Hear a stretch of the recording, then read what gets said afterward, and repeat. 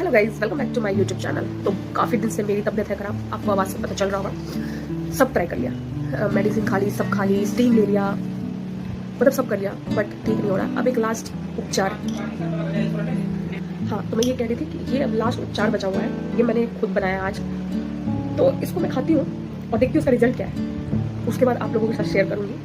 अगर ये इफेक्टिव हुआ, बहुत सारा चीज़ मिला है देखिए, तो आप लोग मतलब ये खा सकते हो बेफिक्र होके। और जैसे मैं अपनी तबीयत खराब से जूझ रही हूँ, मतलब खांसी, जुकाम, फीवर, बॉडी पेन सब हो रहा है, तो देखते ही ये कितना कारगर है। सारी चीज़ों को मिक्स करके दिमाग में से सब कुछ ढूंढ के मैंने ये बनाया है। तो आफ्टर यूज मैं आपके साथ इसकी रेसिपी शेयर करने वाली हूँ, और कितने दिन लेना है और क्या क्वांटिटी में लेना है वो सब बता दूँगी। तो पहले मैं यूज करती हूँ, तब तक के लिए बाय बाय।